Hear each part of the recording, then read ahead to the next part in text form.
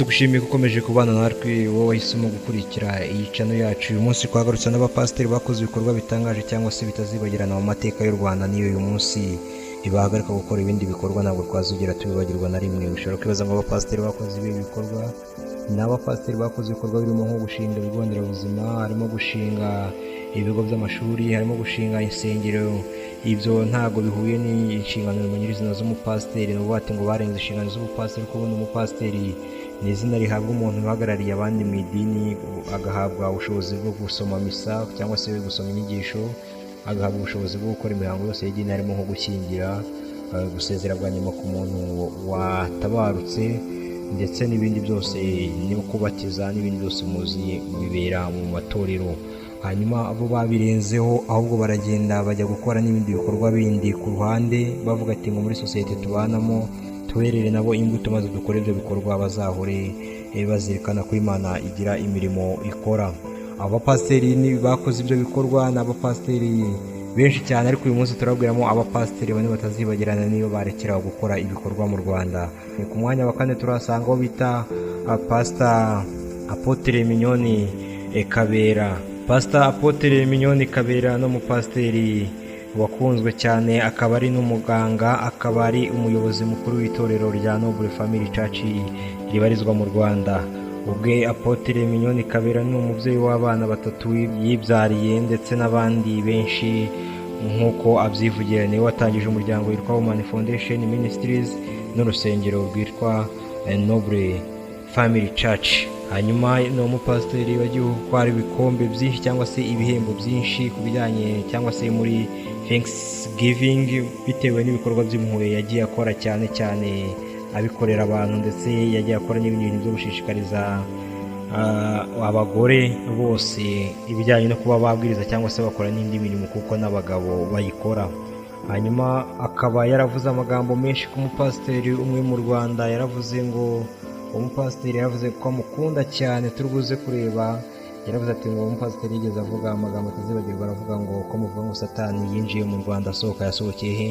Arongera avuga n'andi magambo, aravuga ngo ni uwo mupasiteri yaravuze ngo nubona kuba umukristo bikunaniye basi uzibereye inyangamugayo yawe. Ni amagambo yagiye avuga. Ku mwanya wa gatatu turasanga bita Apotre Masasu Yoshua cyangwa se Apotre Yoshua Masasu. Akaba ari umupasiteri cyangwa se ni umushumba mukuru w'itorero rikomeye mu Rwanda no ku isi rigirwa Evangelical Restoration Church. Amateka ye ni amateka maremare cyane, kuko niwe washinze urwo rusengero rwa Restoration tuzana mu Rwanda. Impamvu abantu bamukunda ni uko ubwe we yafashe urusengero rwa Restoration yaba mu Rwanda ndetse no ku isi muri rusange, abadadi w'izo nsengero zose. Hanyuma umugore we amugira mami, ni ukuvuga ati ngo ni papa w'abantu bose basengera muri Restoration, umugore akaba mama w'abantu bose basengera.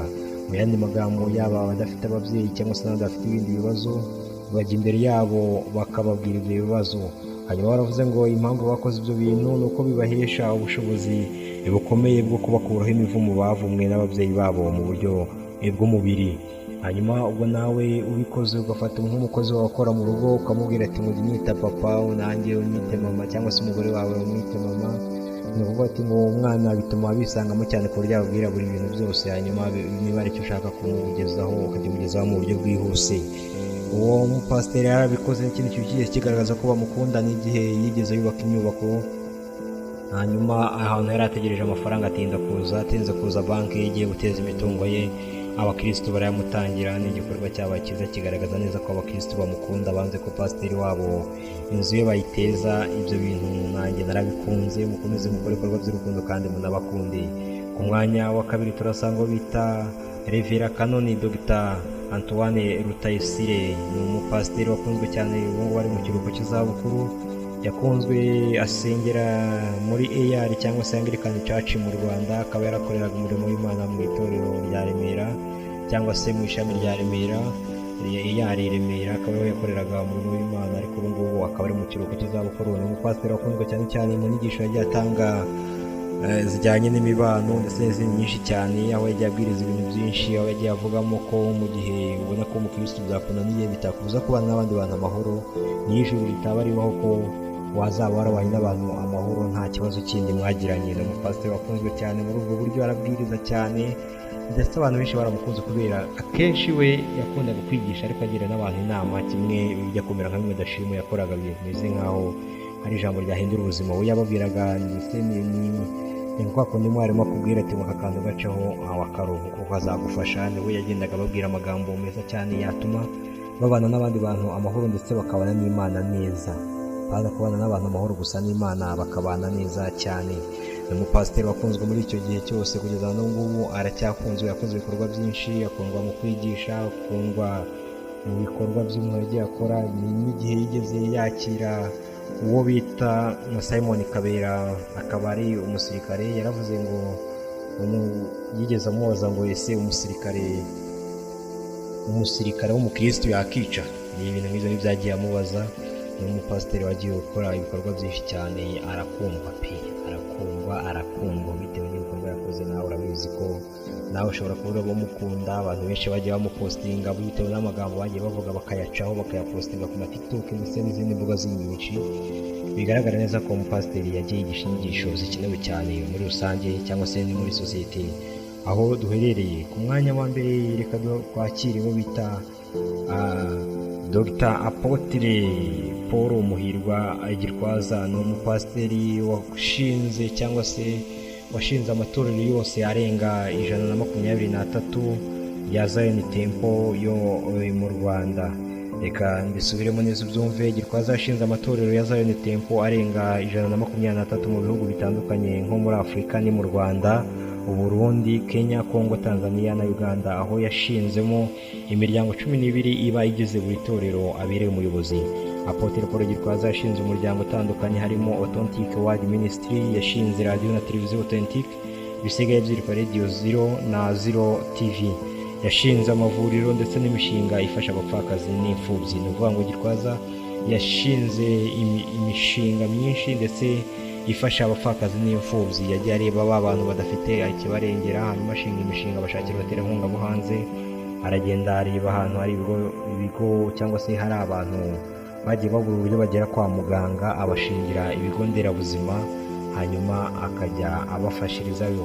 Hanyuma yashinze n'ibindi bintu byinshi.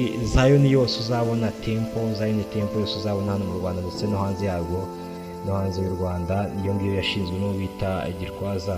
Yashinze televiziyo inyuraho ibyigisho byo ndetse n'ibindi bintu bijyanye n'iyobokamana yitwa OTV cyangwa se ni bya bindi byitwa Radio and Television Authentic. Uvuga ngo hanyuraho ibyigisho byiwe, ibyigisho wabikunze ntuyu ukaba utabashije kubona uko icyigisho uzongera kucyumva, hari igihe ujya kuri televiziyo cyangwa ukajya ku YouTube. Ibindi bintu yakoze no ku insengero zose yazihaye amakamera ku buryo buri ku cyumweru yarebye ko Kristo baba bafite ibibazo by'uburwayi n'ibindi batabashije kuboneka, bakurikirana amateraniro online. Ikindi kintu yakoze ni uko asengera abantu online. Yabikora kenshi cyane, asengera abantu online. Afite abana bagera muri 3 cyangwa se tuvuge ko afite abana 3, bose nta n'umwe yabyariye mu Rwanda, agiye ababyarira hanze y'u Rwanda. Ubu ngubu akaba avuguruza abantu birirwa bavuga ngo ntabwo ndabona ngo umuhererezi cyangwa se umuhererezi ufite ubwenge, kuko Apotre Paul Muhirwa Gitwaza uyu mudogiteri akaba ari umuhererezi mu muryango w'iwabo, ariko akaba afite ubwenge. Nawe umva ibikorwa yakoze ntabwo byatuma wongera kuvuga ko nta muntu cyangwa se nta muhererezi ufite ubwenge, kuko yakoze ibikorwa byinshi, yaba ibyo mbabwiye n'ibindi namwe ubwanyu muzi. Zion zose niwe wazishinze, ayo mateleviziyo yagiye ashinga, abantu agiye afasha gushinga ibigo nderabuzima. Ntabwo byemewe ntabwo byoroshye nako gufata amavuriro ugashaka imiti ugashyiraho abaganga ukabahemba, ugakora iki, ugafata imishinga ifasha abapfakazi n'imfubyi. Ni ibintu bitoroshye. Niyo mpamvu yaje ku mwanya wa mbere mu bapasiteri bakunzwe. Nubwo nkubwiye aba bapasiteri bakunzwe bakoze ibikorwa bitazigera byibagirana, reka nongere nkubwiye mbagusubiriremo. Ku mwanya wa mbere hari Gitwaza washinze Zion Temple, ni urusengero rwa Zion Temple, agashinga ibigo nderabuzima, agashinga amavuriro, agashinga ndetse n'imishinga ifasha abapfakazi n'imfubyi, agashinga televiziyo na radio Authentic bisigaye byitwa Radio Zero na TV na O0 cyangwa se na Zero TV. Akaba ari ibyo bintu yagiye akora. Ku mwanya wa kabiri twahabonyeho bita Rutayisire, watanze inyigisho nyinshi zijyanye n'umubano ndetse akabahugura n'urubyiruko uburyo rwabana n'abantu neza ndetse akagenda akora n'ibindi bikorwa byo guhugura abantu. Yagiye yanamenyekana cyane cyane, uyu nguyu akaba ari kandi yagiye anamenyekana cyane cyane muri za bikorwa by'ubwiyunge. Kera niho yagiye atangira niwe wagiye ubwiriza inyigisho cyane cyane zijyanye n'ubwiyunge mu Rwanda byagiye bibaho, nawe murabizi. Niwe wagiye uzitanga cyane cyane, niwe wamenyekaniye. Ku mwanya wa gatatu twasanze bita Masasu niwe washinze Evangeli Restoration Church, akaba ari wayishinze mu Rwanda ndetse no ku isi hose muri rusange. Akaba yarabaye dadi, umugore we akaba muri mu nsengero zose za Restoration, bigatuma bamukunda, agashaka ndetse cyangwa se agashaka n'imishinga myinshi bizwi nka Compassion International ifasha abana basengera aho ngaho n'abatasengera bose. Hanyuma ku mwanya wa kane twasanzeho bita Miliyoni Kabera, akaba ari umupasiteri w'umugore ukunzwe cyane mu Rwanda, washinze iyo bita Noble Family Church Rwanda ndetse na Women Foundation Ministries, akaba ari wayishinze. N'abo bapasiteri bagiye gukora ibikorwa by'ibyo bitandukanye. Ariko nubwo tuvuze abangaba ntabwo twagirwa umupasiteri wakunzwe cyane, tunamwifuriza urukundo ridashira, bamwita Pastor Theogene, wakunzwe cyane pe cyane. Yakunzwe mu nyigisho we yigishaga ku buryo waba uvuye kunywa itabi, waba uvuye kunywa inzoga, waba uvuye gusenga, n'ubundi inyigisho nawe wazumva.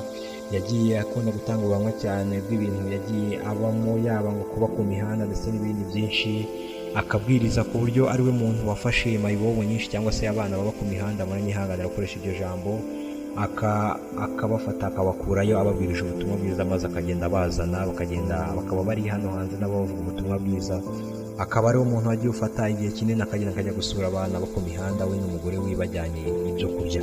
Umupasiteri ugiye gukora ibyo bikorwa arakundwa cyane bitewe n'uko yabwirizaga ingeri zose, agakunda kwigisha ku bijyanye n'ubuzima, abwira abantu uko bigiye bimeze, yaba uburyo inzara igukubita ariko Imana ikongera ikakugarura.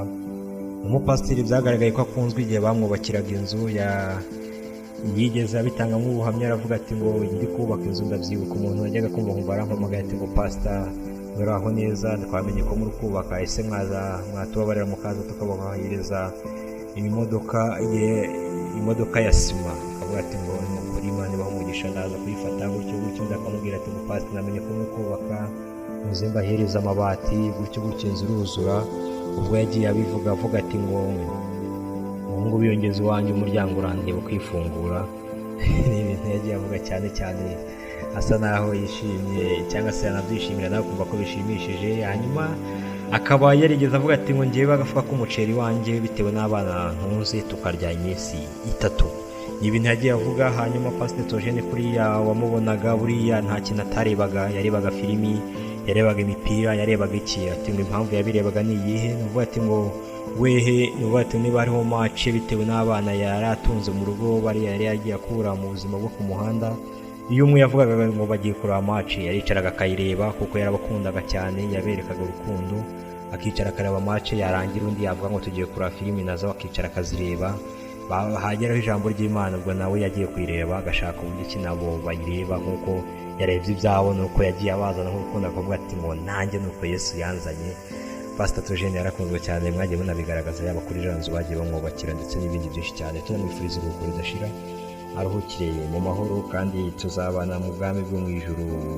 Agiye natwe adusabira kugira ngo Imana idushoboze. Hanyuma n'aba bapasiteri bagiye bakora ibikorwa bitandukanye, gufite n'abandi benshi cyane mu minsi iri imbere mu radio, kandi subscribe, hanyuma tujye tubana buri munsi, umenye aho ibintu bigeze. Nawe tubwire abo bapasiteri nakubwiye kuko nawe ni kubyemera, ni ikihe gikorwa bakoze gituma nawe uvuga ati ngo niyo barekeraho umurimo w'Imana ntabwo nzigera mbibagirwa. Hanyuma utubwire icyo gikorwa ni ikihe, ugisangize n'abandi nabo bakimenye. Hanyuma unatubwire ni irihe jambo ryatumye wowe uvuga ati ngo nanjye ngiye kwiyegurira Imana, ryavuzwe n'uyu mupasiteri uburyo uhita wumva ukunze Imana cyane. Nimutubwire niba utarakanda subscribe n'ubwanya mu bishimira ibiganiro, ariko niba warayikanze komeza ukandeho, ndetse ukande kuri like, ukande share, kuri comment, utubwire ibyo wifuza. Hanyuma dukomeze tubane kuri iyi channel yacu, ni yacu kuko turayisangiye. Hanyuma mukomeze mutubwire n'ibindi bintu mwifuza dukomeze tubibakorere, kandi mukugenda munyereka urukundo cyane. Ndi kubakunda kugenda munyereka urukundo, mukomereze aho ngaho, tukomeze tuzamuke kandi tunazamurane. Murakoze cyane, murakoze kubana nanjye. aba n'urutonde twebwe twakoze nawe ushobora gukora urwaho ukatubwira bitewe n'abapasiteri nawe ushobora kuruzi nawe ukora urwaho tubwire muri comment. Ciao, yari Pro Entertainment, tuzabana ubutaha.